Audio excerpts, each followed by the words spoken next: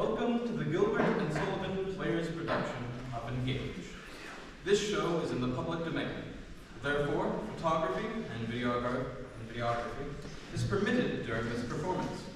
Please be kind to our cast and videographers by refraining from filming video and flash photography. Also, please take this time to silence all electronic devices. Please come back next week for the company's production of The Hunchback of Notre Dame from November 15th to 17th in the Performing Arts Center downstairs. Before we begin, as is our tradition, please rise for the singing of God Save the King.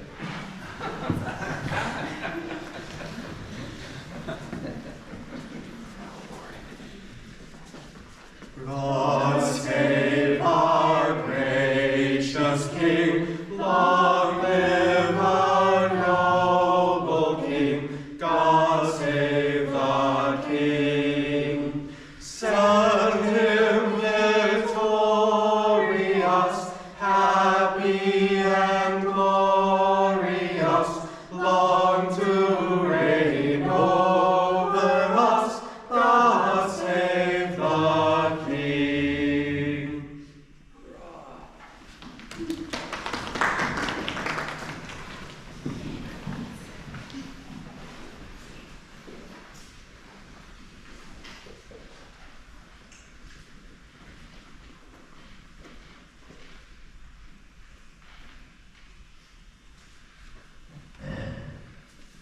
What is it? Oh, Angus, you frightened me. Meg, my own body. Angus, why, lad, what's wrong with you? There are teardrops in your bonny blue eyes. Don't heed them, Meg. It comes from looking at your bright beauty. Why, looking at you is like looking at the noonday sun. Angus, you're talking foolishly. It's the way the dandy town folks speak to me, and it doesn't come rightly from the lips of a simple man. Forgive me, Meg, for I speak honestly to you. Angus McAllister is not the man to deal in weak compliments. Meg, I love thee dearly, as thou well knowest. I am but a poor lad, and I've little but two brawny arms and a straight heart to live by. But I've saved a little bit of silver. I've a great house and a scrap of good garden land, and it's all for thee, lassie, if you'll give me your true and tender little heart. Angus, I'll be fair and straight with you. You ask me for my heart. Why, Angus, you're tall and fair and brave. You have a good, honest face and a good, honest heart, which is more precious than all the gold on earth. No man has a word to say against Angus McAllister. No, nor any woman neither. You have two strong arms to work with and a strong heart to help you work. And who am I that I should say that all these blessings are not enough for me? If you, good, brave, honest lad, will be troubled with such a poor, humble little mousie as Maggie McFarlane, why, she'll just be the proudest and happiest girl in all Dumfries. My darling! Why, Angus, Maggie, what's all this? Mistress McFarlane, don't be angry with me. Don't think worse of me than I deserve. I've loved your lass honestly these 15 years, but I never plucked up the heart to tell her so till now. And when she answered fairly, it wasn't in human nature to do aught else but to hold her to my heart and place one kiss on her bonny cheek. Angus, say no more. My heart is sore losing my only child, but I'm not angry with you. You're a good lad, and it's been the hope of my widowed old heart to see you two become one. So treat her kindly, I know that well. You're a prosperous church-going man. My Meg should be a happy lass indeed. Oh, bless you, Angus, bless you. Don't heed the water in my eye. It will come when I'm so glad. Yes, I'm a fairly prosperous man, but with farming a bit of land and working odd times, and a bit of poaching now and again, and what with my illicit whiskey still, and throwing trains off the line that more distraught passengers may come to my pub. I've more than one way of working an honest living, and I'll work them all night and day for my bonny Meg. You know, Angus, I sometimes think you're losing some of your old skill at upsetting railway trains. It's been 6 weeks since you've done such a thing, and the cottage stands in dire need of such chance custom as the poor delayed passengers would bring. No, mother, you wrong him. Even now, this very day, has Angus not placed 2 great beams upon the upline ready for the express from Glasgow, which is due in about 2 minutes or so? Good lad, good thoughtful lad. I hope the unfortunate passengers will not be much hurt or unconscious bodies. Fear not, mother, for long experience has taught me to do what I worked after. The train will run off the line, and the traffic will be blocked for just half a day. But I'll warn you that with all this, no man, woman, or child among them will have so much as a bruised head or a broken nose. My tender-hearted Angus, he wouldn't hurt so much as a buzzing bluebottle fly. No, Meg, not have taken thought and care could help the poor dumb thing. See, lass, the train's run off the line, and no harm has been done. I'll just go and tell the poor beleaguered passengers that they may come here to my pot, if they will, until the line is cleared again. Mother, get your rooms ready and put porridge in the pot, for maybe there'll be poor hungry souls. Meg, I'll be back before long, and if I don't bring you a full half-dozen of well-paying passengers, you may just wed the red-headed exciseman. Farewell. Oh, Mother, I'm so happy. I've not deserved such a good fortune as to be the wife of this brave and honest lad. Meg, your mother's heart is sore at the thought of losing you, for until now she's just been all the world to you, but now you'll cleave to your Angus and you'll learn to love him better than your old mother. Must be. No, Mother, don't say that. A good girl loves her husband with one love and her mother with another. They are not alike, but neither is greater nor less than the other, and they dwell together in peace and unity. That is how a good girl loves. Are you a good girl, Meg? I am a very good girl indeed, Mother. I'm right sure of that. Well, the poor delayed passengers will be here directly, and it is our duty to provide for them such hospitality as our humble roof can afford. Shall never be said of Jenny McFarland. She ever turned away a weary traveler fainting from her door.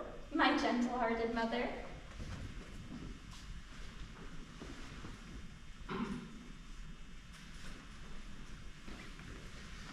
Step in, sir. Step in and sit down for a bit.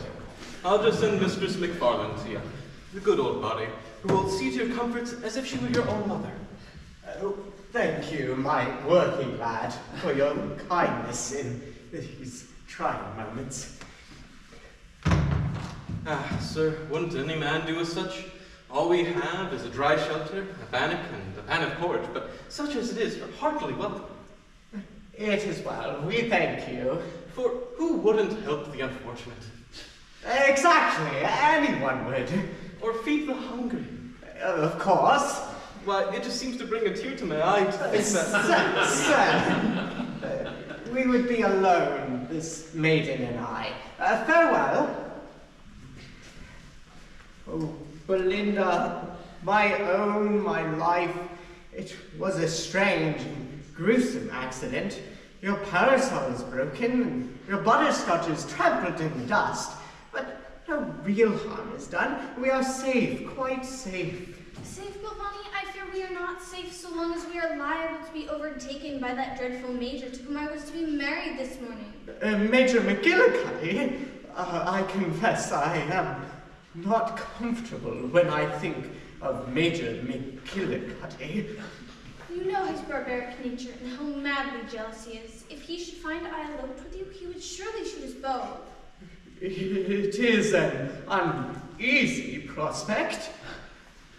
Belinda, do you love me? With an impetuous passion that I shall take with me to the tomb. Then be mine tomorrow. Gretna is not far off, and the thing can be done without delay. Then the arm of the law will protect us from this fearful man, and we can defy him to do his worst. Giovanni, all this is quite true. I love you, madly, passionately. I care but to live in your heart. I breathe but for your love. But before I take this irrevocable step that will place me in the pinnacle of my fondest hopes, I would like some definite idea of your pecuniary position. I'm not a mercenary, heaven knows, but business is business, and I would like some little idea of settlements. I often think it is to be deplored that the groveling questions of money should alloy the tenderest and most hallowed sentiments that inspire our imperfect natures. It is unfortunate, but at the same time, it is absolutely necessary. Belinda, I will be frank with you. I have but £1,000 a year, which I hold on certain circumstances. You know my friend Chavois Hill, who's traveling in the same train with us, but in the 3rd class. I believe I know the man you mean. Yes, well, Chavois, he is a man of large property, but extremely close-fisted. and he is cursed with a certain amatory disposition. You will admit when I tell you that he has contracted a habit of proposing marriage, as a matter of course, to every woman he meets. His hearty father, who is of a very old family, the Chevrois Hills, they settled in this part of the world centuries before the conquest. But his health compels him to remain in Madeira. Knowing that I exercise an almost supernatural power over his son, and fearing that his son will contract an undesirable marriage, he grants me £1,000 a year, so long as Chevrois lives single. But at his death, or his marriage, the money goes over to his uncle, Simpson, who is traveling with him in the same train to London. So, as long as you maintain your influence and you maintain your income? Yes, that is, I am sorry to say, the state of the case. Pavoni, I love you madly, and if I were to begin to speak on the indomitable passion of my love for you, the tomb would close over me before I could exhaust the entrancing subject. But, as I said before, unless you can give me some definite idea that your pecuniary position is permanent, I have no other option but to weep my heart out in the main solitude, uncared for, unloved, and alone.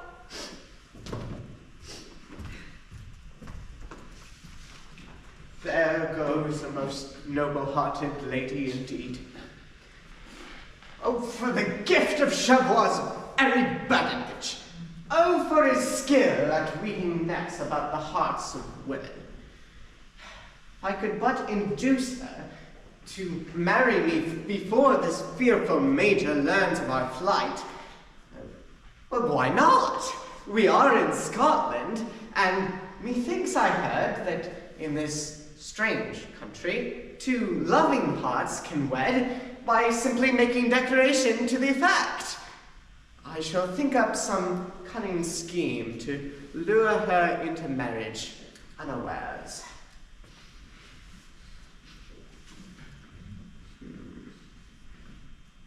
Will you walk in and rest a bit, Mr. Belvani? There's a room ready for you, kind sir, and you're heartily welcome to it. It is well. Stop, maiden, come hither. Oh, sir, you do not mean any harm towards a poor, innocent cottage lassie. Harm? Of course I don't. What do you mean? I'm but a poor, humble mountain girl, but let me tell you, sir, that my character's just as dear to me as the richest and proudest ladies in the land. Before I consent to approach you, swear to me that you mean me no harm. Harm? Of course I don't. Come hither, maiden.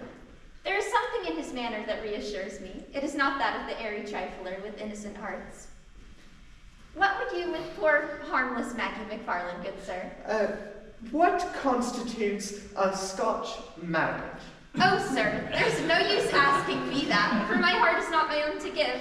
I'm betrothed to the best and bravest lad in all the bonny borderland. Oh, sir, I cannot be your bride. Maiden, you mistake me. I do not want you for my bride. Can't you answer a simple question? What constitutes a Scotch marriage? You've just to say before two witnesses, Maggie McFarlane is my wife, and I've just to say, Mr. Belvani is my husband, and no man can set us asunder.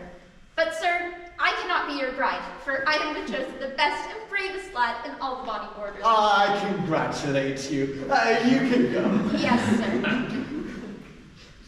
It is a simple process. Simple, yet so beautiful. One thing's for certain. Chevrois may marry any day now, and then I shall be penniless. He may die, and equally I shall be penniless. Belinda has but £500 a year. It isn't much, but it would at least keep me from starvation.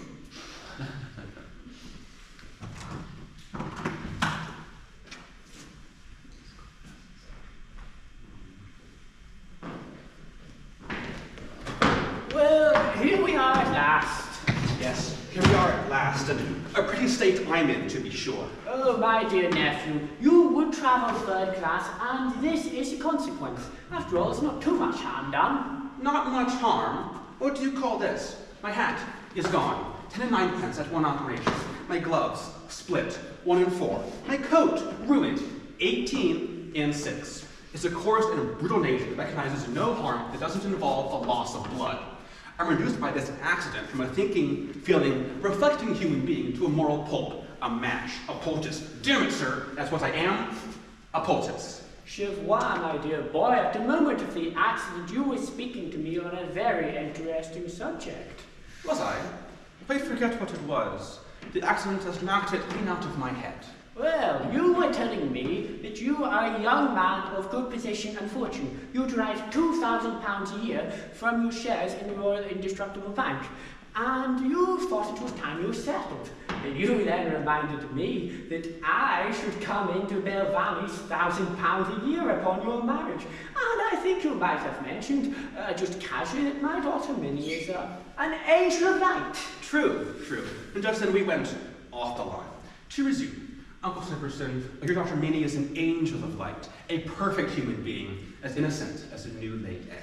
Oh yes, Minnie is indeed all that you have described her. Uncle, I'm a man of few words. I feel and I speak.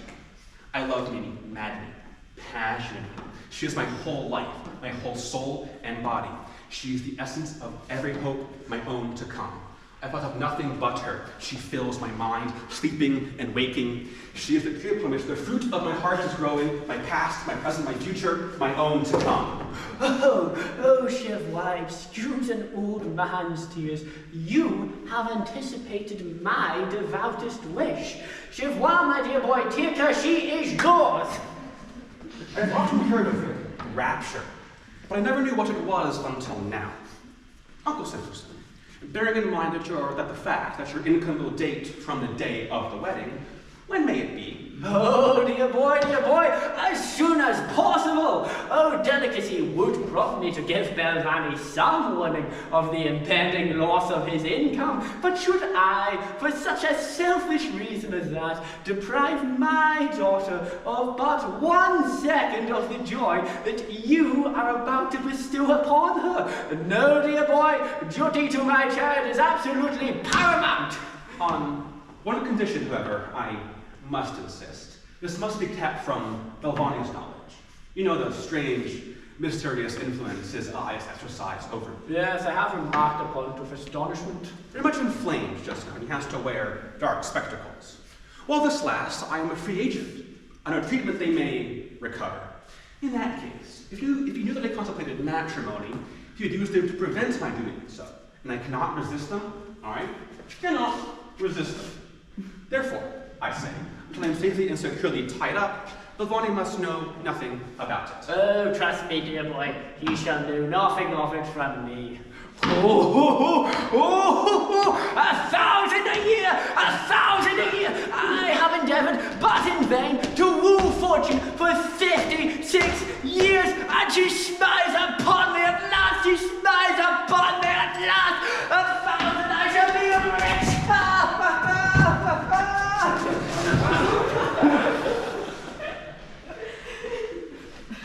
At length, my hopes are to be crowned. Oh, my own, the hope of my heart, my love, my life. Chevois, who are you apostrophizing in those terms? Belvani, that apostrophe was private. I decline to admit you into my confidence. Whence comes this tone of defiance? But a week ago, I had to express a wish and have it obeyed as a matter of course. Belvani, it may not be denied that there was a time when, owing to the strange influence exercised over me by your extraordinary eyes, you could do with me as you would. It would be affectation to deny it. Your eyes withered my will, paralyzed all my senses. They were strange and lurid eyes, and I bowed to them. Your eyes were my fate, my destiny, my unerring must, my inevitable shall. That time has gone, forever. Alas, the days are gone, and the good that came of them. Wait for them if you will. I can't wait with you, for I love them not. But it, as you say, they are past. Light that lit up those eyes has gone out. Fire is extinct. The soul has fled. They're not eyes, they are poached eggs. I have not yet sunk so low as to be enslaved by 2 poached eggs. Sir, have mercy! If any woman has managed in enslaving you thus, and I know how easily you are enslaved, dismiss her from your thoughts immediately. Have nothing more to say to her, and I will, yes, I will bless you with my latest breath. Whether a blessing conferred with one's latest breath is a superior article to one conferred in robust health, you need not stop to inquire. I decline, as I said before, to admit you into my confidence on any terms whatsoever. Be gone. Dismiss from my thoughts the only woman I ever loved. Have no more to say to the tree from which the fruit of my heart is growing. No, Belvani, I cannot cut off my face if it were gas or water. I don't treat women like that. Some men do, but I don't. I am not that sort of man. I respect women. I love women. They are good. They are pure. They are beautiful. At least, some of them are. This one, for example, is very, very beautiful indeed. If you'll just walk in, sir, you'll find a bannock and a pan of porridge waiting for you on the table. This is one of the loveliest women I have ever met in the whole course of my life. What's he looking at? Oh, sir, you mean no harm towards the poor cottage lassie. Pardon me, it's very strange. I can't help it, but I am arrested, fascinated. Oh, sir, what's fascinated you? I don't know. There's something about you that seems to weave a kind of enchantment about me. I can't think what it is. You are a good girl, I am sure. Only a good girl could so powerfully affect me. You are a good girl, are you not? I'm a very good girl indeed, sir. I was quite sure of it. I'm a much better girl than 19 out of 20 in these parts, and they are all good girls too. My darling. Oh, kind sir, what's that for? This is your reward for being a good girl. Oh, sir, I did not seek such a recompense. You are very kind to poor little Maggie McFarlane. I cannot think what it is about you that fascinates me so remarkably. Maybe it's my beauty. Maybe it is. Maybe it is, as you say, your beauty. I am remarkably pretty, and I have a very neat figure. There is a natural modesty in this guileless appreciation of your own perfection that is, to me, infinitely more charming than the affected ignorance of an artificial town-bred beauty. Oh, sir, am I to close my eyes to the image my looking glass shows me 20 times a day? We see the rose on the tree, and we say that it is fair. We see the moon sailing above in the great blue heavens, and we say that she is bright. And we see the stream flowing over smooth stones, and we say that it is beautiful. And shall we close our eyes to the fairest of nature's works, a pure and beautiful woman? Why, it would just be base ingratitude indeed. It is best to tell the truth about all things. I am a very, very beautiful girl. Maggie McFarlane. I'm a plain, blunt, straightforward man, and I go quickly to the point. I see more to love in you than I ever saw in any woman in all my life, ever before. I have a large income, which I do not spend recklessly. I love you passionately. You're to be the light of my future life. You're to be the essence of every hope. You're to be the tree from which the fruit of my heart is growing, my past, my present, my future, my own to come. Tell me, will you be mine, or will you join your heart with mine? Oh, sir, I am sorely grieved to wound such tender and true a love as yours, but my love is not my own to give. It's been given over to the best and bravest lad in all the bonny borderland. Give me his address, that I may go and curse him. Sir, you must not curse him. Oh, spare him, for he loves me oh so dearly, and I love him oh so dearly too. Oh, sir, you must not curse him, or I shall die. Will you, or will you not, give me his address, that I may at once go and curse him? He is here, sir, but don't waste your curses on me. Maggie, my bairn, I heard the answer you gave this man, my true and gentle lassie. You spoke well and bravely, Maggie, well and bravely. Don't heap the water in my eye. It's a tear of joy and gratitude, Meg, a tear of joy and gratitude. Poor fellow, I will not curse him. Young man, I respect your honest emotion. I don't want to distress you, but I cannot help loving this most charming girl, Come, is it reasonable to quarrel with a man because he's of the same way of thinking as yourself? Nay, sir, I'm not angry, but it just seems to drive all the blood back into my heart when I hear that my Meg is loved by another. Oh, sir, she's a fair and winsome lass, and I might as well be angry with you for loving the blue heavens. She's just as far above us as they are. Pardon me. Huh? I love that girl, madly. Passionate. I permit you to do that, not in front of my eyes, I beg. You simply torture me. Leave, dear, till the poor gentleman's gone, and then we can begin again. Angus, listen to me. You love this girl. I love her, sir, almost as much as I love myself. Then reflect how you are standing in the way of her prosperity.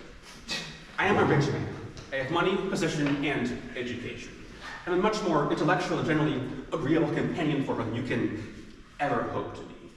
I am full of anecdotes, and anecdotes are in the best possible taste. I will tell you some of them some of these days, and you can judge for yourself. Maggie, if she married me, would live in a nice house in a good square. She would have wine occasionally. She would be kept beautifully clean.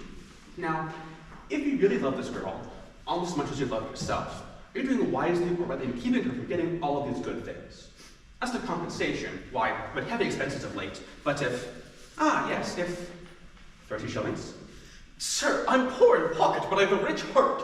It is rich in a pure and overflown love, and he that hath love hath all. You can't know what true love is, sir, or else you wouldn't dare to insult a poor but honest lad by offering to buy his treasure with money. My own true darling. Now, understand me? I'll not have it. It's happening to me, Angus. I respect your indignation, but you were too hasty. And don't offer to buy her treasure for money. You love her. It will naturally cause you pain to let her go. And prescribe the donation is done as a cure, as a temporary solace. That's not enough. I don't mind making it, £2.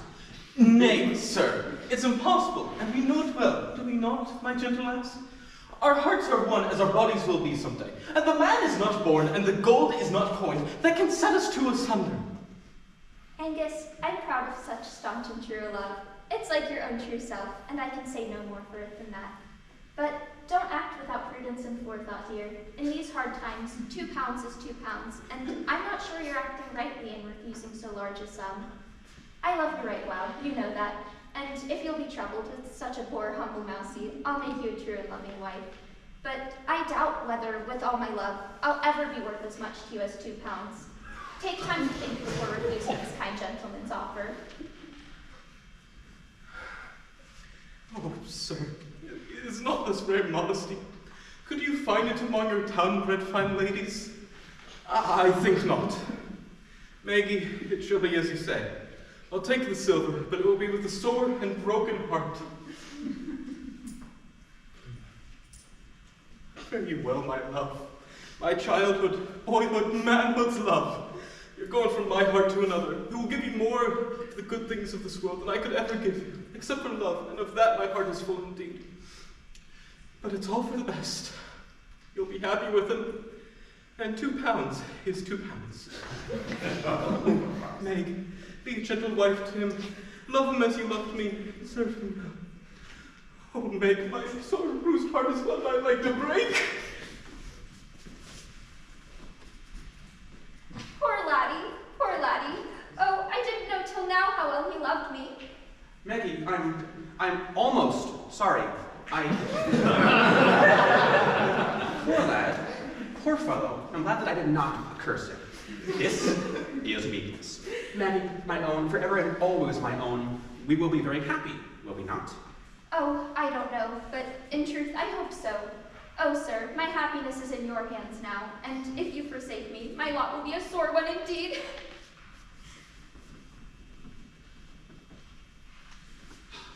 Poor, loathing lassie. That's my idea of a wife.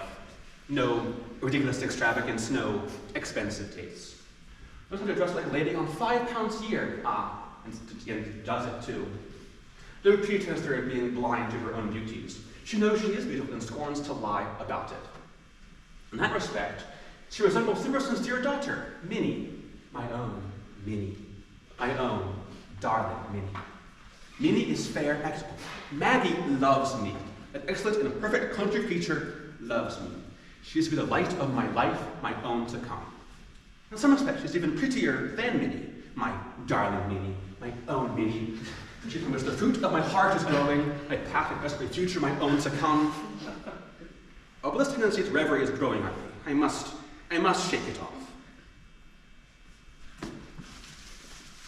Heaven and earth, what a singularly lovely girl. A stranger, pardon me, I will withdraw. A stranger, indeed, in one sense.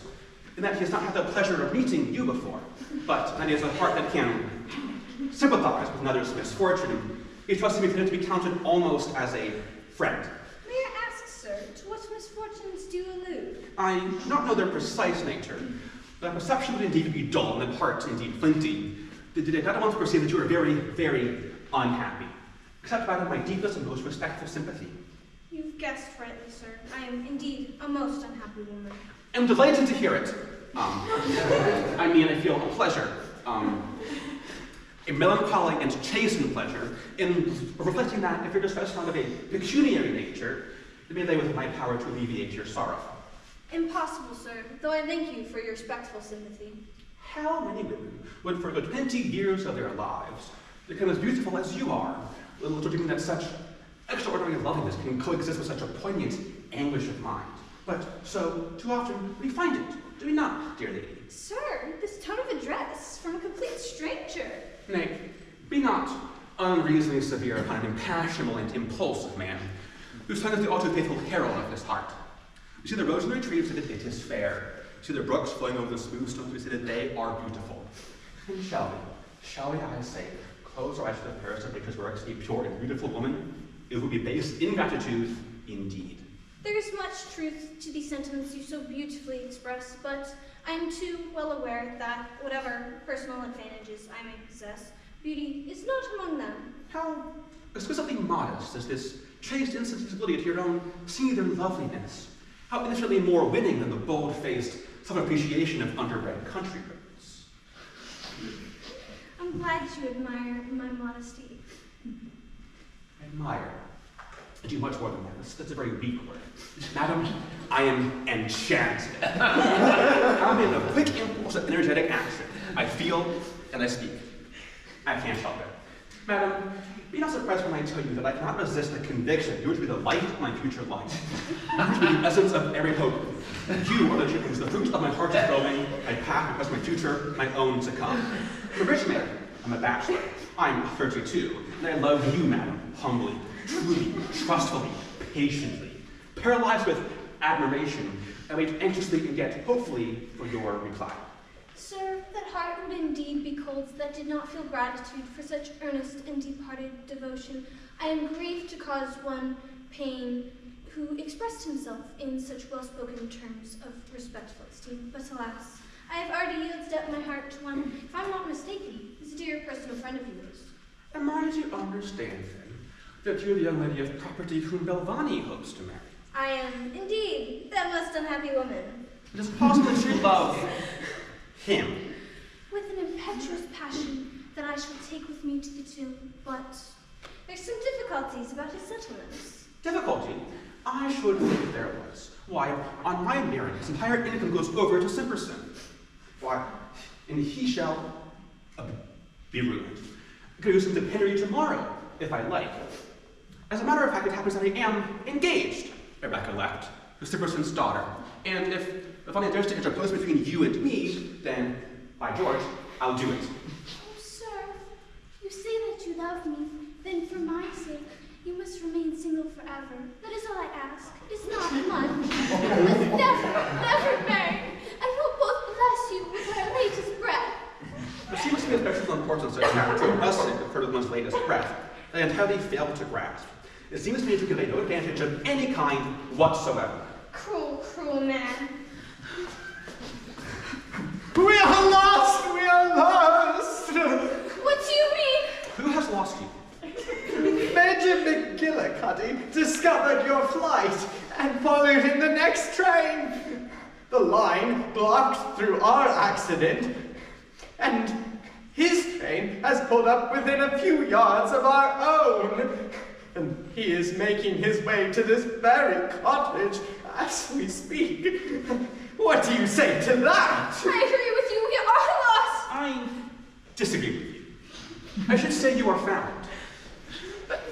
Sir, this man is a reckless fire eater. He is very jealous of me, and he will surely shoot us both if he sees us here together. I am no coward, but I confess I am uneasy. Oh, sir, you are very resolute. Help us through this difficulty, and we will both bless you. With our latest breath. That decides me. Madam, remain here with me. Belvani, withdraw. I will deal with this maniac alone. All I ask is, if I find it necessary to make a statement not consistent with the strictest truth, that you will unhesitatingly endorse it. I will stake my existence on its veracity, whatever it may be. Good. He is at hand. Belvani. Good. Now, madam, repose upon my shoulders. Place your arms about me so. Is that comfortable? It is luxurious. Good. Are you sure it does not inconvenience you? No. Go back. I like it. Now, you're ready for him. Where's the villain? I swear he is concealed somewhere. Search every tree, every bush, every geranium. Ha! They are here. Perjured woman, I have found you at last. Save me! Who is the unsightly scoundrel with whom you have flown? The unpleasant-looking scamp on which you have dared to refer to me? Uncurl yourself from that plain villain at once, unless you would share his fate. Oh, may you spare him! Now, sir, perhaps you'd be of some kindness to explain who the deuce you are and what you want with this lady. I don't know who you may be, but I am McGillicuddy. I am betrothed to this lady. We were to have been married this morning. I waited here at the church from 10 till 4, then I began to grow impatient. I think you must be laboring under some, delusion. What delusion? Here's the cake.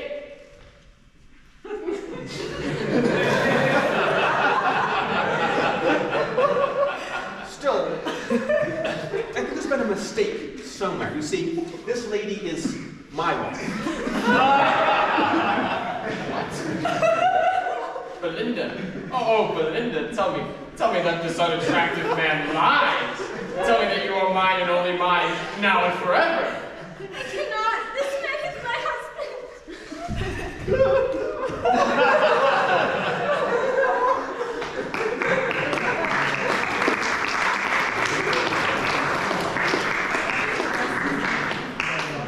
There will now be a 5-minute intermission.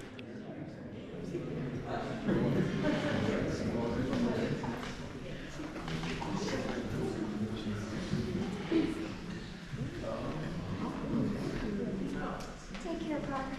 That's it. Here. How do I look? Oh, beautiful, miss. Quite beautiful. Oh, beautiful? As in really, truly beautiful, you know? Oh, there's no doubt about it. I do so hope you and Mr. Chevrolet Hill will be happy together. Oh, I'm sure we shall. He says that I am the tree upon which the fruit of his heart is growing. And who can ask to be anything more than that? And he says that he is at his happiest when I am at my happiest. So it'll be my duty, Parker, my duty, to make myself as happy as I possibly can. So, my little lamb is ready for the sacrifice. You can go, Parker. And I am to lose my pet at last. My darling is to be married today. When it's for her own good, I must try and bear it. I mustn't fret. Oh, and as my dear papa is to come into £1,000 a year by it, I say he mustn't let it distress him. He must bear it. He mustn't fret. Oh, dear daughter, I cannot deny it. £1,000 a year is a consolation. It's quite a fortune. I hardly know what I shall do with it all. Oh, I know what you shall do with it. You shall spend a great deal on brandy, a greater deal on billiards, and an even greater deal on betting. It may be so, I can't say it won't. I say these simple pleasures would help to ease your dear old papa's declining years. And my little Robin has not done badly either, has she? Oh no, dear Papa, only fancy. Why, with Chevrolet's income being £2,000 a year. Yes, and he doesn't spend 200 of it. By the by, it is a shame that my darling have not contrived to induce him to settle anything on her before marriage. That, I think, was remiss of my daughters. Oh, dear Papa, Chevrolet is a very honorable spirit. He's a fine, noble, manly, spirited fellow. But he is not without fault. See, he is stingy, oh so very stingy. He would rather lose his life's blood than part with a shilling unnecessarily. Still, I can't help but thinking if my Robin had worked injudiciously. Chevrolet is an all but perfect character. He is the very type of knightly chivalry. But he is, among other things, one of the most ill-tempered men I have ever met in my simple little life. Why, oh, dare I say, I could work the situation better after marriage than I could before. Well, perhaps my little Wren is right. Oh, don't laugh, dear Papa. When I say I'm sure, she is. Minnie, my dear daughter, take your father's advice, the last he will ever be entitled to give you. If you would be truly happy in the marriage state, you must have your own way in everything. Brook no contradiction, give in to no debate, accept no compromise. However wrong you may be, always maintain a firm, resolute, and determined front. Oh, these were your angel mother's guiding principles in life, and she was a happy woman. I neglected these principles, and as long as she lives, well, I was a miserable old wretch. Well, I have thought the matter over very carefully in my simple little noodle. And I've come to the conclusion that it is my duty, Papa, my duty, to fall in line with all of Chevrolet's views and everything before marriage. And then it will become Chevrolet's duty to fall in line with all of my views and everything after marriage. It only seems fair, don't you think? Yes, I dare say it will come to that. Oh, I'm quite sure it will, Papa. Quite sure. Oh, dear child, you know, I sometimes fancy I see traces of her angel mother's disposition in her. Yes, I think she will be happy. Oh, but poor Chevrolet. Oh, Lord, poor Chevrolet. It don't bear thinking about.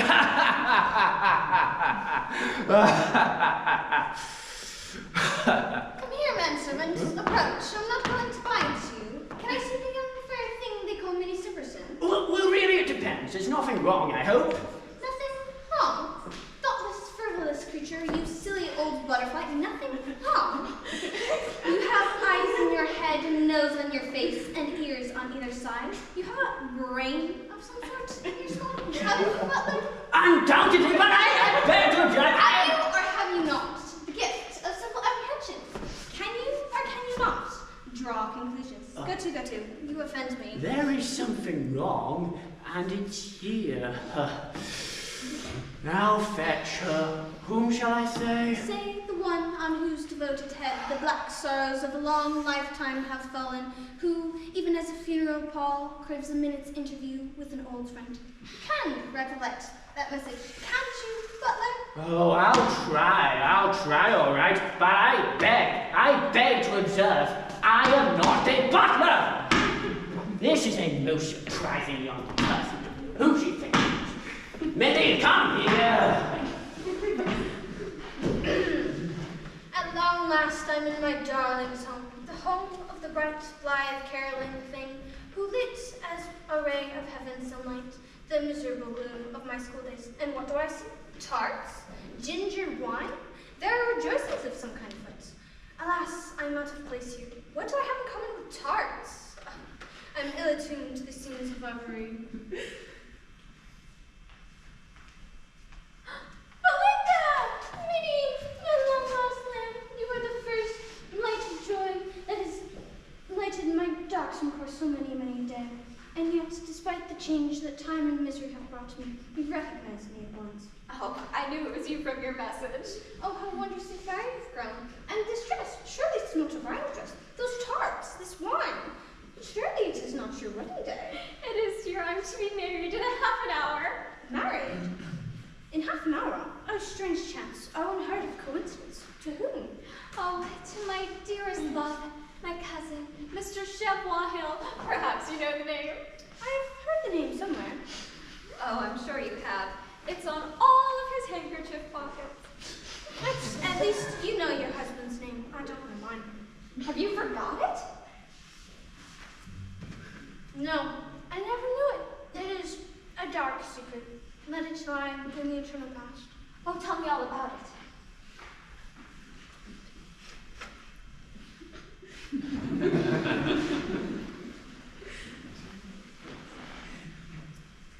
It is a lurid tale. 3 months since, I fled a hated one, to whom I was to be married. He pursued me. I confided in my distress to a young and wealthy stranger, and acting on his advice, I declared myself to be his wife, and he declared himself to be my husband. We were parted immediately since, and have not seen each other either. But according to the law of Scotland, we are man and wife, though I didn't know it at the time. Oh, what fun! Fun? Rather say horror, distraction, chaos. I am rent with conflicting doubts. Perhaps he was already married. In that case, I am a bigamist. Maybe he is dead. In that case, I am a widow. Or maybe he's alive. In that case, I am a wife. What am I? Am I single? Am I married? Am I a widow? Who am I? What am I? What is my name? What is my condition in life? If I am married, to whom am I married? If I am a widow, whose widow am I? And how came I be his widow? Why am I his widow? What did he die of? Did he leave me in valid conditions? Can I be married without giving it up? Do I have a stepmother? Do I have a family of stepchildren? And if so, what are their ages, names, sizes, sex, and disposition? Until I know answers to these questions, peace and I are not on terms. Oh, you poor dear thing. But enough of my selfish sorrows. Tell me if this noble boy was about to make you his. Has he any draws? Oh, I don't know. It never occurred to me to ask, but I'm sure Papa can tell you. Have those base and servile things called sentiments been satisfactorily adjusted? Oh, I don't know. I never thought to ask, but I'm sure Papa can tell you. Same artless little soul. Oh, you know me. Artless. Quite artless. But now that you are here, you must stay and see me get married. I would willingly be a witness to my darling's joy, but this attire is scarcely in harmony with the scene of revelry. You're no cheerful object, and that's the truth. And yet, these shamble house rites may remind the thoughtless banqueters they are but mortal. Oh, don't worry. I'm sure Papa Sherry will remind them of that. Then I shall hie me home, and array myself in garments of a less somber hue. I think that for the best here. You look fit for a funeral, but this is a wedding! I see very little difference between the two. But it shall be as you say, though I've worn nothing but black since my miserable marriage. Shall there be breakfast? Oh, yes, at my dear Chevrolet's house. Then I shall return in time for it. Thank heaven, I can still eat.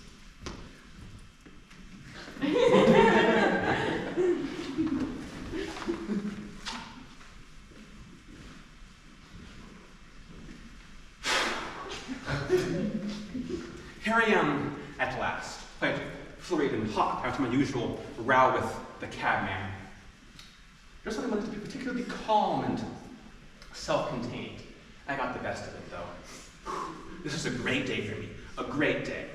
Where's Minnie, I wonder? Arraying herself for the sacrifice, no doubt. This is a very nervous day. I sometimes wonder if I'm taking a prudent step. Marriage is a risky thing. It's like chancery.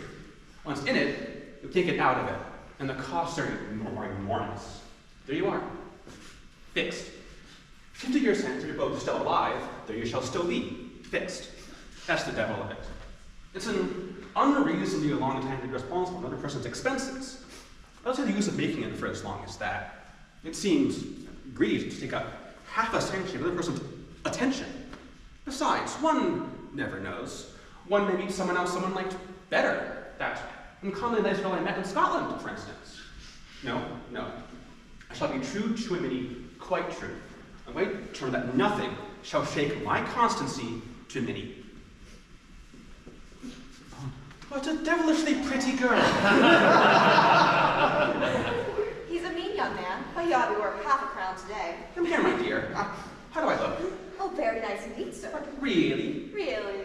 Tempting, eh? Very tempting indeed. The married state is an enviable state, Parker. Is it? I hope it may be. It depends. What do you mean by it depends? You're a member of the Church of England, I trust. And don't you know that in saying it depends, you're flying in the face of the marriage service? Don't go into a cold water on the married state, Parker. I know what you're going to say. It's expensive. So it is, at first, very expensive. But with the economy, you soon retrench that. By marvelous provision of nature, what's enough for one becomes enough for two. That phenomenon points directly to marriage as our natural state. Oh, for that matter, sir, a tigress would get on with you. You're so gentle, so liberal, so, well, there's really only one good word for it. Dove-like. Well, you've noticed that, have you? Well, as dove-like as I am, Parker, I am, in some respects, yet, in respects I am a man, Parker, of an impetuous and headstrong nature. I don't beat about the bush, I come quickly to the point. So I tell you a secret. There's something about you. I don't know what it is. As you're the tree upon which the... No, damn it! Not today! What a way you have with you, sir. You've noticed that, have you? Yes, I have a way with you, there's no doubt about it. Whenever you see a pretty girl, you are a very pretty girl. I can't help putting my arm like that. Now, as pleasant as this thing is, you find it pleasant, don't you? Yes, you find it pleasant. As pleasant as this thing is, it is decidedly wrong. It is decidedly wrong in a married man. True. In a married man, it's abominable. I shall be a married man in half an hour. That's why I say I must subdue this tendency, struggle with it, and conquer it in half an hour. Not there's any harm in putting your arm around a girl's waist, either. For people do it when they waltz. Yes, but then a band's playing. True. When a band's playing, it don't matter. When a band's not playing, why, it's dangerous, you see. You begin like this. You go along from one thing to another, getting more and more affectionate. Till last you reach this stage. Not that there's any harm in kissing either. You see fathers and mothers, what set a good example, kissing their children every day. Lord, sir, kissing's nothing. Everybody does that. Is that your experience, is it? If I were to tell this with my own, take that I am your father and you my daughter, or I your husband and you my wife, and it would be expected of me. But I'm not your wife, sir. No, not yet. Makes a difference. That's why I say I must do this tendency, control it, struggle with it, conquer it in half an hour.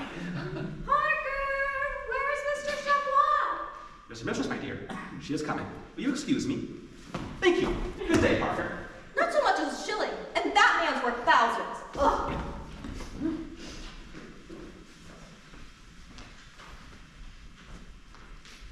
Minnie, my own to come. Oh, Chavois, you mustn't squish me. You'll spoil my dress. How do you like it? It's lovely. It's a very beautiful material. Oh, Papa's been going it. But you're indebted to me for that dress. Oh, to you? Oh, thank you. Yes, I said to your papa, now, if you want to let the girl have a nice dress, be liberal, but the very best money can procure. You'll never miss it. So thanks to me, he went and bought you this beauty. 17 and 6 yard, it's a penny. Oh, dear me. Do you think that in half an hour this magnificent dress will be my property? And thanks to you holding the breakfast at your house, Papa was able to provide me with the best dress that money could procure. Yes, I did offer to provide breakfast in our breakfast moment. That's so like me. It was a rag shocker, but I've made it, and so I'll stick to it. Then there's the cake. Tell me all about it. Very little cake is eaten at a wedding breakfast, so I've worked on just the 3/4 article. Ah, 3/4 cake and the rest wood. No, 3/4 wood and the rest cake. Take care you don't cut into the wood, my dear, for it must be returned to be refilled with cake for another occasion. I thought at first of ordering the 7/8 article, but I thought, one isn't married every day. It's only once a year. I mean, it's only now and then. So I said, hey, the expense, let's do the thing right. And so it's 3/4. Oh, Chavois, how good you are to me. We shall be very happy together, shall we not? Yes, I hope so. I hope so, yes. We would like to have like 2 young kittens. Oh, delightful.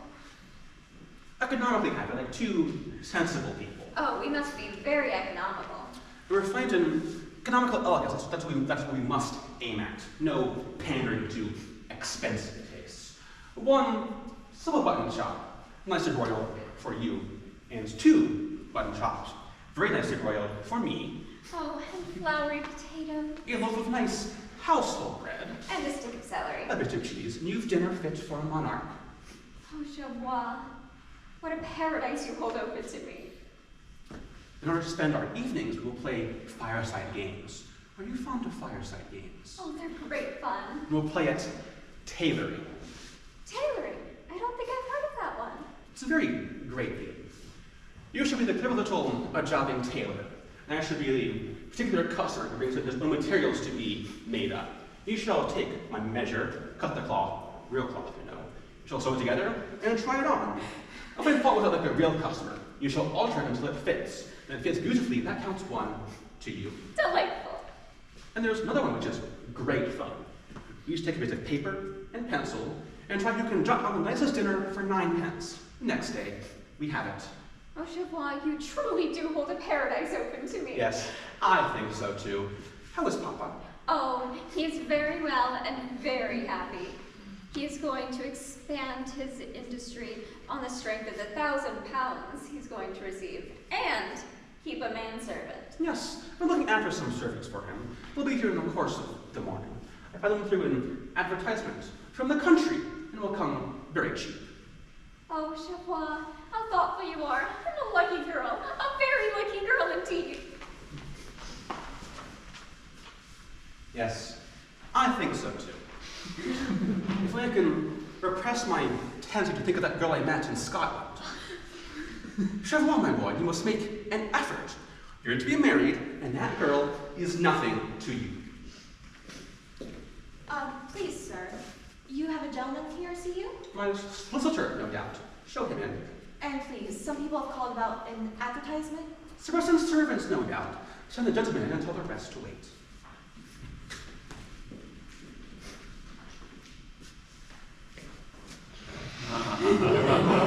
Barney, this is much unexpected. Yes, Chapois, at last we meet. Oh, don't frown upon a heartbroken wretch. Well, Barney, I don't want to hurt your feelings, but I will not disguise from you that, not having heard from you in 3 months, I was of hopes I had got rid of you forever. Chapois, don't say that. I'm so unhappy, and you have it in your power to make me comfortable. Do this, and I will bless you with my latest breath. It is a tempting offer, and not proof against it. We all have our price, and that is mine. Proceed. Well, yes. Miss Traherne, Belinda, whom I love so dearly, will have nothing to say to me. Just for her credit, she's a very superior girl. It is all through you, Chapois. She declares that the declaration that you and her made to protect her from McGillicuddy constitutes a Scotch marriage. What? She declares that she is your wife. She professes to love me as fondly as ever, but a stern sense of duty to you prevents her from holding any conversation with me. But, Bovani, this is absurd. You know it to be. Well, of course it is. But what is to be done? You and Simpson left immediately after making the declaration, and she, finding you had gone, implored me to tell her your name and address. I, of course, refused, and she quitted me, declaring that she would devote her life to finding you. This is simple madness.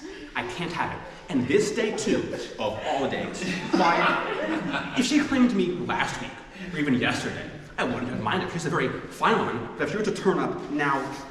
Bhavani, my dear friend, tell me what to do. I'll do anything. Yes, there seems to be some discrepancy as to the nature of the cottage. It's unclear whether it is in England or in Scotland. If it is in England, she has no case. If it is in Scotland, I'm afraid she has. I've written to the owner of the establishment to ascertain, and in the meantime, if she claim you, you must absolutely refuse to acknowledge this marriage for the moment. Not for one moment. But it was a mere artifice to protect her from McGillicuddy. Nothing more. It's monstrous, perfectly monstrous, that should constitute a marriage. It's disgraceful, it's abominable, damn Chavois, it's immoral. So it is. It's immoral. That settles it. In my mind, it's immoral. You're quite sure you'll be resolute, Chavois? Resolute. I should think so. Why, in 20 minutes, I'm to be married to Minnie Simperson. What? Oh. I didn't tell you. Yes, you're right. I did not tell you. It, escaped me. Yes. Today is my wedding day. Chavois, you can't be serious. You're joking. Why, I lose £1,000 a year by it. Every penny I have in the world. Chavois, it can't be. It's nonsense. What do you mean by nonsense? The married state is an honorable state I'm given, I believe. I mean, it's not looked upon as having lost all sense of decency just because he's married, given to understand. People have been married before, not been irretrievably tabooed in consequence, unless I'm grossly misinformed. So what the dickens do you mean by saying nonsense when I tell you I'm going to be married? Chavois, be very careful how you take this next step. Beware how you involve an innocent and helpless lady in social destruction. What do you mean, sir? You cannot marry. You are a married man. Come, Bonnie, this is trifling. You are married to Miss Traherne. I was present and can depose to the fact. You're not serious. Never more serious in my life. But, Bovine, so you very properly said, just now was an artifice. It didn't mean anything. Would we want us to regard that as a marriage? Bovine, damn it, you said it would be immoral. I may deplore the state of the law, but I cannot sit idly by and watch it deliberately violated before my own eyes. But, Bovine, reflect. There was a wedding breakfast here, prepared at great expense. I love Minnie deeply, devotedly. She is the actual tree upon which the fruit of my heart is growing. There's no mistake about it. I love her madly, passionately. I've prepared a wedding breakfast at great expense to do her honor. I have ordered 4 flies for the wedding party. I have taken 2 second-class Cook's tourist tickets to Ilford Home, Devon, Exeter, Cornwall, Westford Hoe, and Bidford Bay. The whole thing has cost me 20 or 25 pounds, so I'll be wasted. I shall be wasted if you interfere. Bill Bonnie, let the recollection of our long and dear friendship operate to prevent you from shipwrecking my future life. I have a duty to do. I must do it. But reflect. If I'm married to Miss Traherne, you lose your income just as much as if I were married to Miss Simperson. No doubt, if you could prove that you are married to her, but you can't. Those eyes. You don't know where she is. Oh, those eyes. The cottage has been torn down, and the cottagers have emigrated to Patagonia. Oh, those eyes. I am the only witness left. I can prove your marriage if I like, but you can't. Oh, what a terribly unfortunate and sorry situation for you, Chavois. But, dear Chavois, I assure you, you have my deepest, most respectful sympathy. Farewell.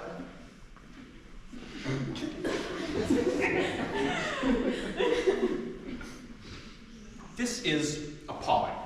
Simply appalling. The cup of happiness dashed from my lips just as I was about to drink a lifelong draught. The ladder kicked from beneath my feet just as I was about to pluck the fruit of my heart from the tree which has been growing for so long. I'm a married man.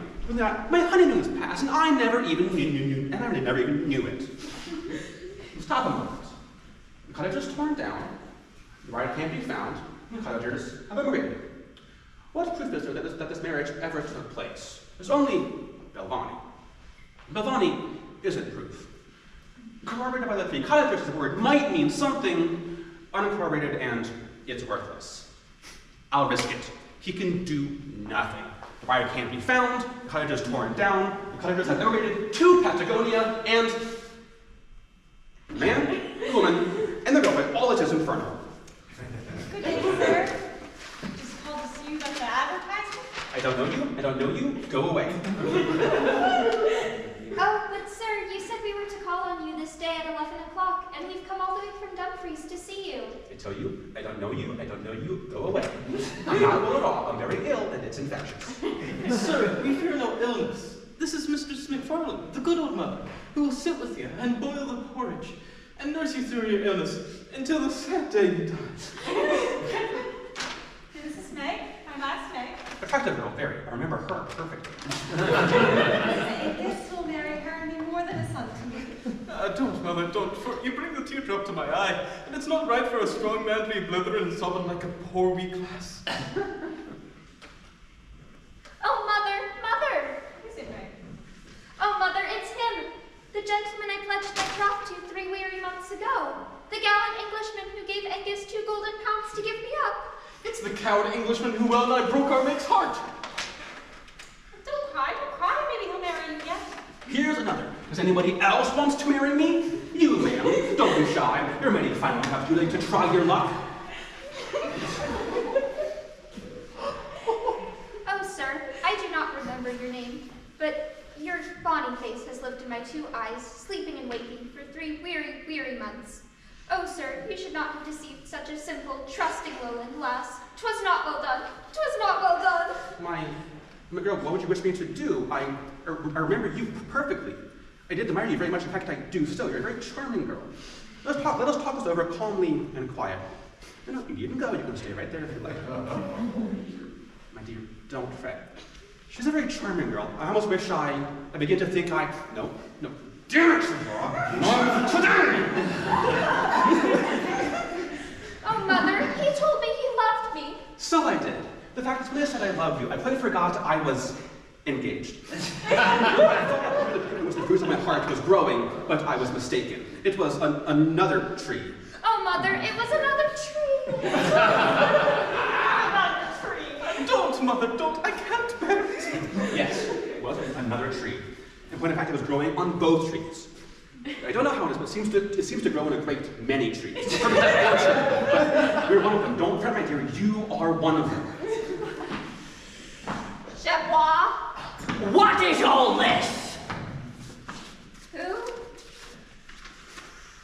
24 pairs of socks, 2 shirts, 37 collars, 1 sheet, 44 night shirts, 22 thin waistcoats, 1 white tie. Ridiculous. I won't pay it. Chebois. Who is this girl I found hanging around your neck? Tell me she is someone, say, your sister or your aunt. Oh, Chebois, tell me she is your aunt. I implore you. Chebois, tell her she is your aunt. I command you. I beg your pardon. I didn't see you there. Allow me to explain. These ladies are my washerwomen. Yes. They've come for their small amount. 22 thin waistcoats is ridiculous, quite ridiculous. And in short, some washerwomen are like this when they're contradicted. Something in the suds that undermines their constitution. Chebois, I should like to believe you, but this scarcely seems credible. Oh, sir, he is not telling you truthfully. I'm the poor lowland lass that he stole the heart out of 3 weary months ago. And I loved him so well, and now he's married to another. You are mistaken, and so is your mother. He is not yet married to another. But, sir, it happened before my very eyes, before us all, to a beautiful lady 3 months since. Oh, Chebois. Who is this beautiful lady that she speaks? Tell me she's someone, say, your sister or your aunt. Oh, Chebois, tell me she is your aunt. I implore you. Chebois, tell her she is your aunt. I command you. Citizen, don't believe them. It was no marriage. Never met her before, never seen her since. I don't even know the girl's name. I could have married her without knowing it. It's out of the question. Je vois, my dear boy. Let's be straight here. It doesn't much matter to me whom you marry, so that you marry someone. That is enough for me. But this is business and it mustn't be trifled with. So tell me about it. I cannot. But I can. Yes, well, I was present when this young man, Chavois, was married to a certain beautiful young lady in a cottage just on the border in the presence of these worthy people. Ooh, that's enough of me. That's enough of me. It's a Scotch marriage. Minnie, I'm terribly sorry. Chavois is taken. We shall have to find you somewhere. Fanny, I'm sorry to say I deprive you of your income. Not yet. Not yet. No, not yet. Well, firstly, it is not clear whether the cottage was in England or in Scotland. If it is in England, well, she has no case. But anyways, secondly, the bride can't be found. Oh, but she shall be found. What is her name? That I decline to state. Oh, but you shall be near to state. I insist upon knowing this young lady's name. Belinda Traherne! Minnie, my own. Tis she. My husband.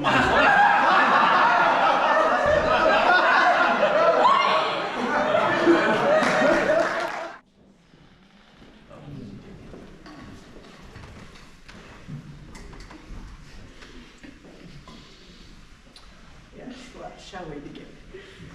Sing the old Obadiah to the young Obadiah. I am a dryer. Obadiah, I'm a dryer. Obadiah, I'm a dryer. Sing the young Obadiah to the old Obadiah. I am on fire. Obadiah, I'm on fire. Obadiah, I'm on fire.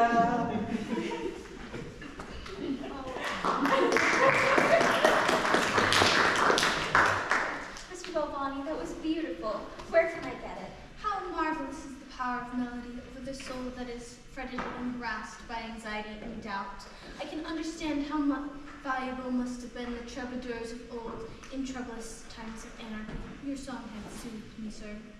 It makes me indeed happy that I have comforted you a little, dear ladies. Oh, dear Mr. Balvani, I don't know what we would have done without you. Why, with your sweet songs, your amusing riddles, your clever conjuring tricks, why, you've made these weary days of waiting pass like a delightful dream. It is indeed impossible to be dull in the society of women who can soothe the soul with plaintive melodies in one moment, and in the next roll a rabbit and a guinea pig into one. Ah, yes, you make me indeed happy, dear ladies. But my joy will be but short-lived, for Chavois may return any moment, with the news that the cottage is in Scotland. And then, oh my dear Belinda, what is to become of me? Oh, how many issues depend on that moment discussion. Has Balvani 1,000 a year, or is he ruined? Has your father that convenient addition to his income, or has he not? Can Maggie marry Angus, or will her claim on Chavois be satisfied? Are you to be his cherished bride, or are you destined to a life of maiden solitude? Am I to be his honored wife, or am I but a desolate and broken-hearted spinster? Who can tell? Who can tell? There is a carriage with luggage. It is Chavois with the news. Maidens, one word before I go. Chavois will claim one of you. That much is certain. Whichever that may be, I do not address myself. But to the other, whichever it may be, I say I love you. Whichever you are, with the most devoutest fervor that I cannot describe with words. And if you, whichever you are, would cast your lot with mine, I will devote my life to proving that I love you and you only, whichever you are, with a devout and single-hearted love that precludes my loving any other woman in the entire world. Just thought I would mention it. Farewell. Oh, how beautifully he expresses himself. He is indeed a rare and radiant creature. Oh, Belinda, I fear the terrible moment is at hand. Minnie, promise me that if Chavois should prove to be my husband, that will not prevent you from coming to stop with us whenever you can. Indeed I will. And promise me that should Chavois be at liberty to marry me, that it will not prevent you from looking upon our house, Chavois and mine, as if it were your own home. I swear it. We should be like dear, dear sisters.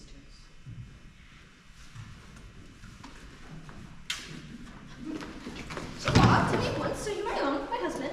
Chavois, tell me, is poor simple little Minnie to be your bride? Minnie, my own, my pet fruit tree. Belinda, my past, my present, my to come. I have sorry news, sorry news. Sorry news that I am not his wife. Sorry news that she is his wife! My girls, my very dear girls, my journey has been fruitless. I have no information. No information! None. The Quebegassi has gone abroad.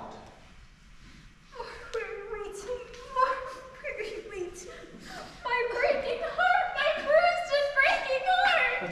But, dear Minnie, we must be patient. Belinda, my own, we must be patient. After all, since the situation's so very terrible, each of you has an even chance of becoming my wife. And until we know which, I like myself as engaged to both of you. I should make no distinction. I will love you both equally. You will both love me. We will be as happy as three little birds. You're very kind and thoughtful, dear Chavois. Oh, Chavois, I truly believe, in my own simple little way, that you are the best man in the whole world. No. Oh, Chavois, it makes me happy to think so. Does it? Then it shall be so. Maybe I am. Now tell me, how has the time passed since I left? Have my darlings been dull? We would indeed have been dull if not for the airy Belvani. This sprightly creature has done his best to make the lagging hours fly. He is an entertaining rattlesnake, or rather, shall I say, rattletrap.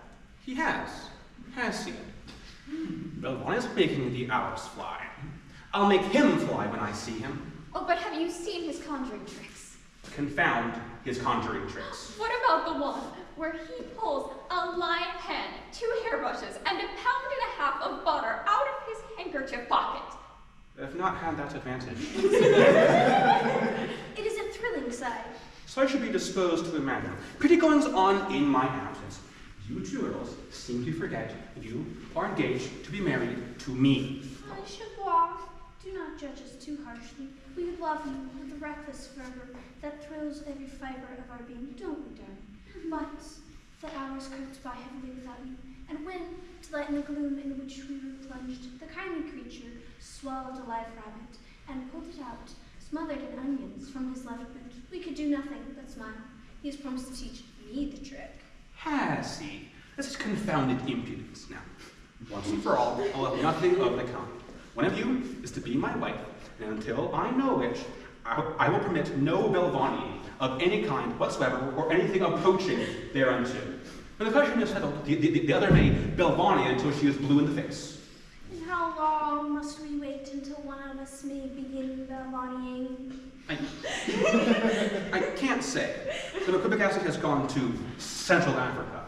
No post can reach him, and he will not return for 6 years? 6 years? I cannot wait 6 years. Why in 6 years I'll be 8 and 20? 6 years? Why in 6 years the statute of limitations will be in, and he'll have the right to renounce us both.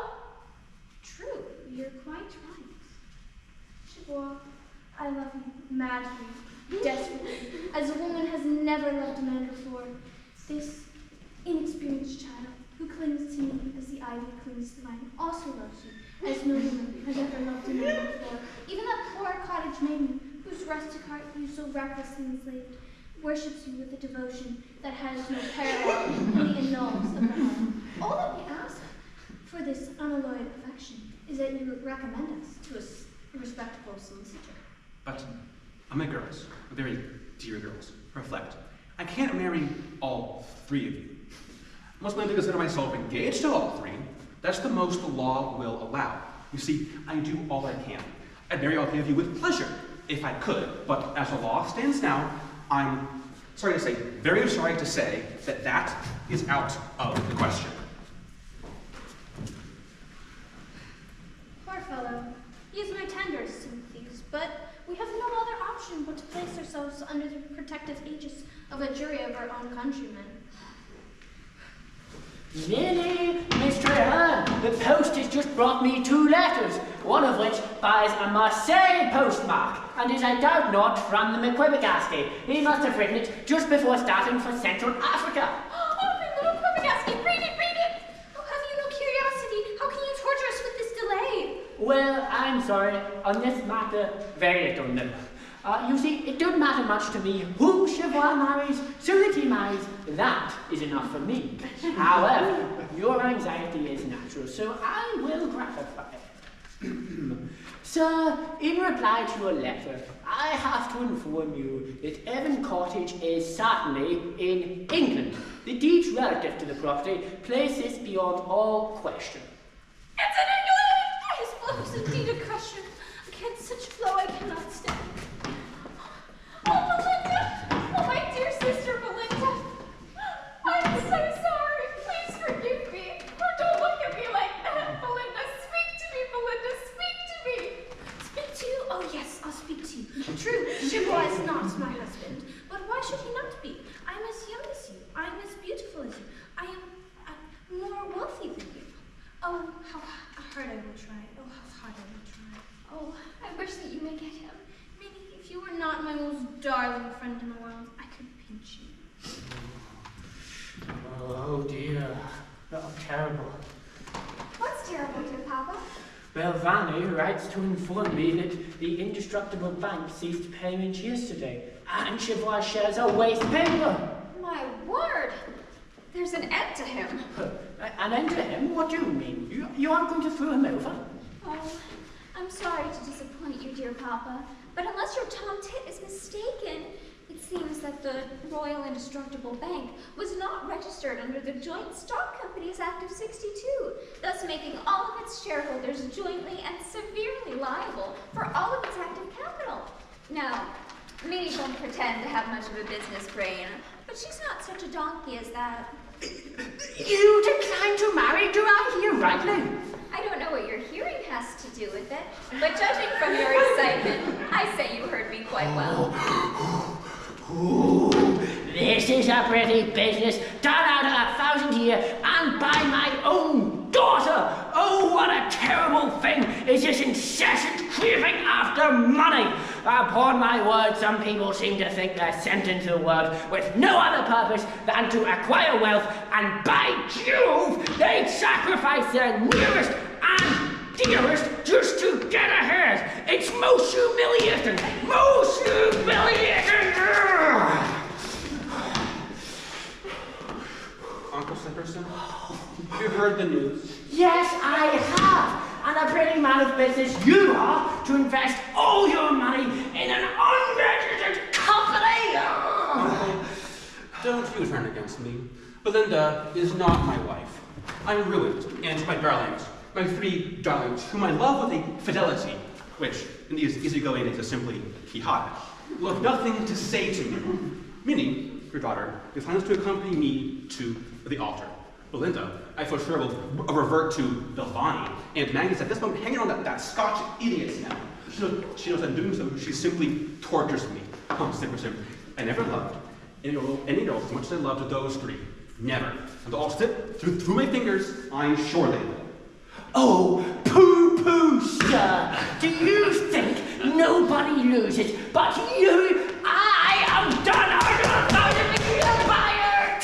For that matter, the very have to wait long for the money. Oh, yes, I understand. Yes. You do? Yes, Miss McFarlane. I have thought of her myself. A very fine woman for her years. A majestic ruin. Beautiful in decay. Au revoir, my dear boy. I congratulate you. You mistake me. I'm not going to marry anybody. Not married, then? How? There is another contingency upon which you come into the property. My death. Oh, yes, quite. I had never thought of it that way. And as you say, a man can die but once. I beg your pardon, I never said anything of the kind, but it is true for all that. I'm terribly sorry, but if you've made up your mind to it... Why, the man's lost everything. What has he left to live for? True, nothing much, still... His happiness wrecked, his hopes blighted, everything gone. Yes, it's a hopeless situation, quite hopeless. Nothing left for him. Other trees on which the fruits of his heart were growing, all cut down. What is left but suicide? Absolutely nothing. Farewell.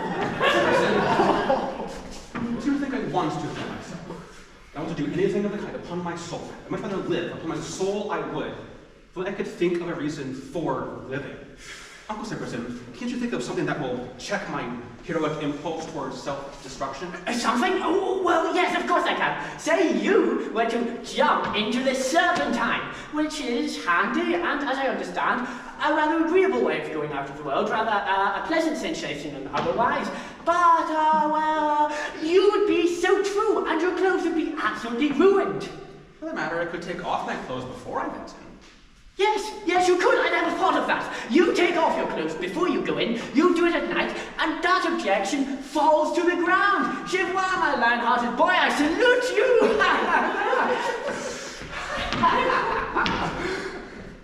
Good fellow, Simperson. I like a man who's open to conviction.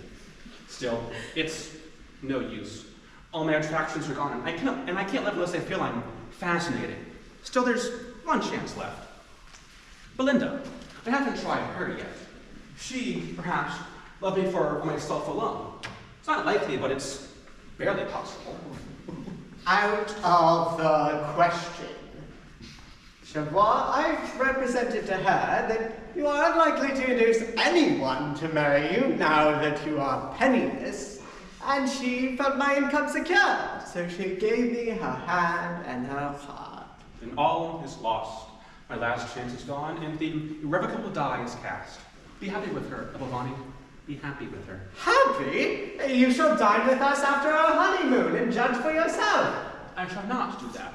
Long before you return, I shall be quite out of the reach of dinners. I understand. You're going abroad. Well, I do not see why you could not try another country. Avani, I'm going to try another world. What do you mean? In 2 minutes, I die. You're joking, of course.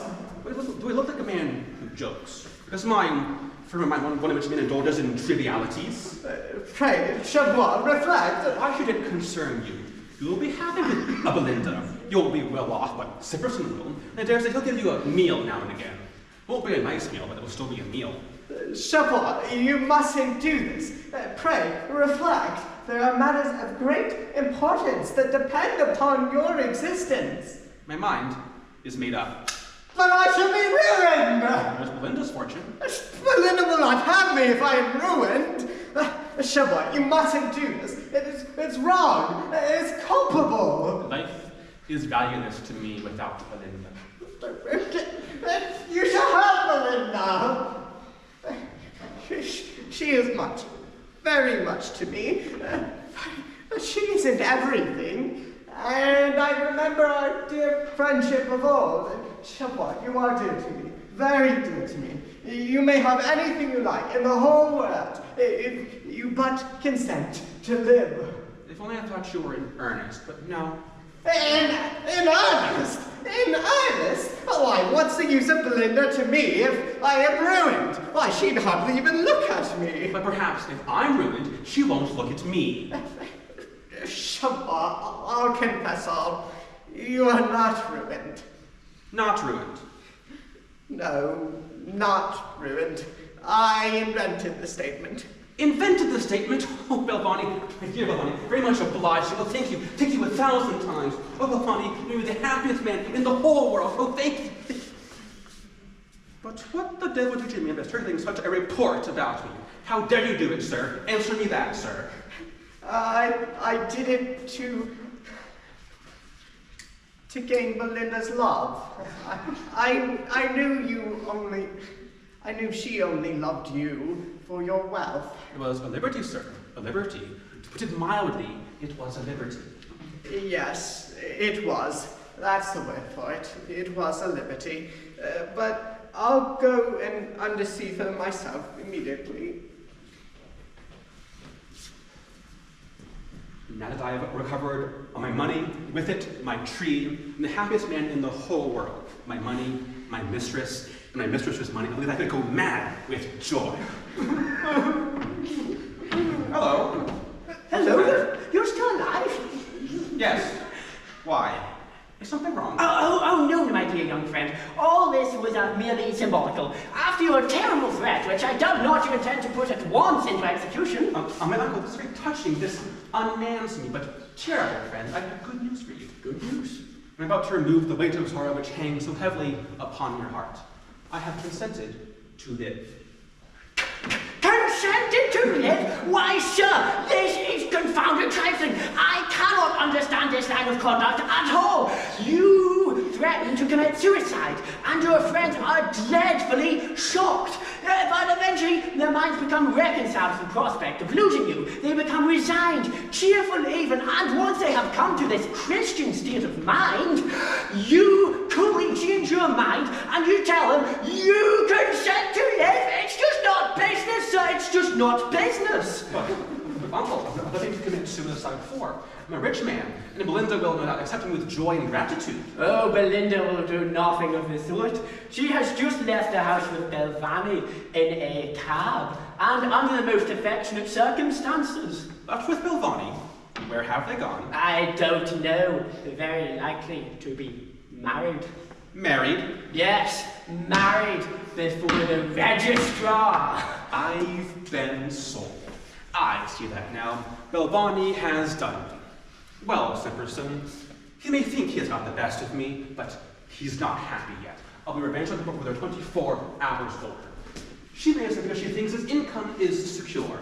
I'll show her she's wrong. I won't blow out my brains. I'll do worse. What? I'll marry. Marry? Yes. I don't care. Anybody will do. Will many do? Yes, many will do. Send her here. Oh, at once, dear boy, at once. Many! Belinda in a cab with Belvani, it's maddening to think of. He got his arm around her shoulders without I know anything of human nature. I cannot and will not stand it. I'll write to the registrar and tell him she is married. Why am I constant by disposition? Why is it when I love a girl, I can love no other girl but that girl? But when a girl loves me, she retains the same kind of affection for mankind at large. I'll never be constant again until they fascinate to deceive. Mr. Chevalier, Papa said you wish to speak with me. Yes, I do. Mr. Brisson, I don't have time to beat about the bush. Let's go directly to the point. A short while ago, you rejected me. I will not tell you that I am pleased with you for rejecting me. In fact, I think it was in the worst taste. But let bygones be bygones. It is necessary that I should marry at once, and you'll do. I know the answer will be esteemed as this is business. Oh, dear Papa assures me that the report of your income was false, and as I hope that to be the case, I must remember that this information comes from my dear Papa, who is the best Papa. But he has a very active imagination, and he will do anything to achieve his goals, even if it means he has to resort to, I believe bangers is the word? Bangers or bouncers, I don't know. Well then, before I accept in this situation, I would be reassured with solid confirmation that your pecuniary position is stable. Very sternly, little donkey. Do not consent to proof. I renounce her altogether.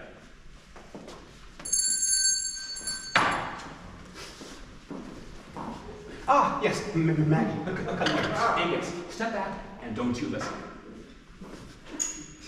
Maggie, 3 months ago, I told you I loved you, passionately, Today I tell you I love you as passionately as ever.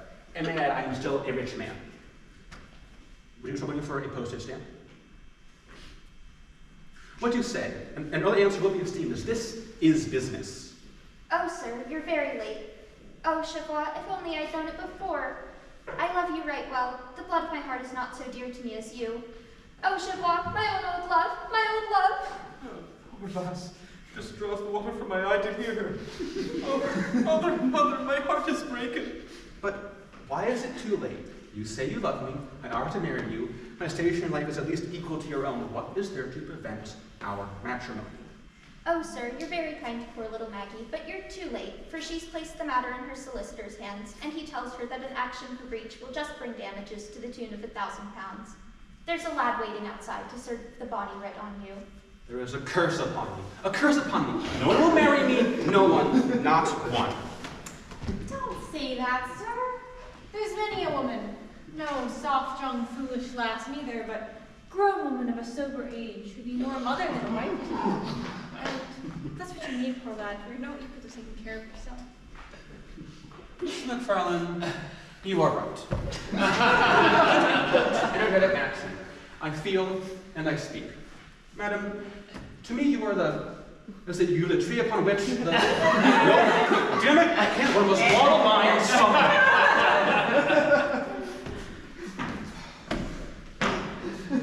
Oh, Belinda, you have come back to me at last. You've not gone off with Avani at all. Oh, thank heaven, thank heaven. I thought as I came in I heard you say something about a tree? Yes, you're quite right. As you came in, I was saying that I'm a man of quick impulse, energetic action, I feel and speak. Madam, I have £2,000 a year from my bank. I'm a rich man, and I lay it all together. My hand, my income, and my soul, all together in one lot at your feet. Chavois, I love you madly, desperately, as a woman has never loved a man before. But in my belief that you are ruined, I went before the registrar with my beloved Belvani, and that registrar has just made us one. Bless him for it, bless him for it.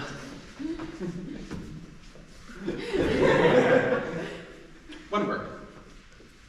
I have not yet seen the letter that blights my fondest hopes. I trust that for form's sake I may cast my eye over the document. It's a matter of business, that's all. Yes, here it is. In reply to your letter, I have to inform you that Evan Cottage is certainly in England. He is living with this property placed is beyond all question. Thank you. I am satisfied. Sir, release this maiden. She is my wife. Release me, I am his wife. Crushed. Crushed. Crushed. Turn over. Turn over? Why should I do that? Would you... Oh, I see.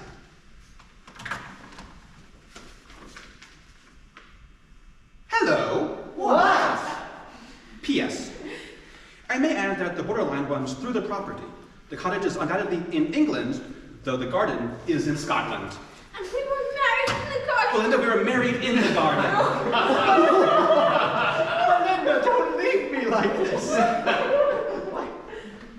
Belvani, I love you with a fervor that I will last as long as I live. But Chavois is now my husband, and I have a duty to him that is impossible, nay, criminal, to resist. Farewell, Belvani. Many may have you. Chavois, if a devotion of a lifetime can atone for the misery of these past few days, I give it to you with every wifely sentiment of admiration, love, and gratitude.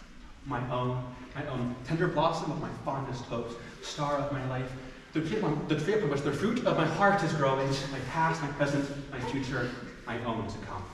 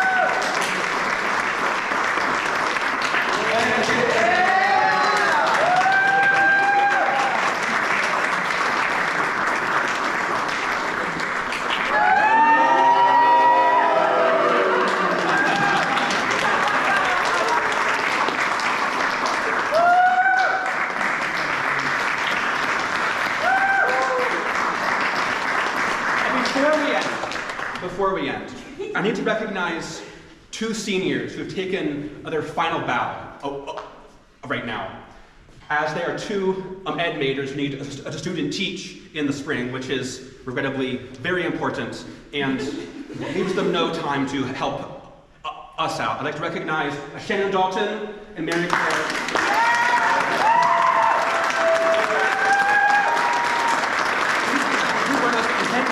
Very much for all they have done for us for all these past years. They've been here for their role tonight and everything that we'll continue to do in the future.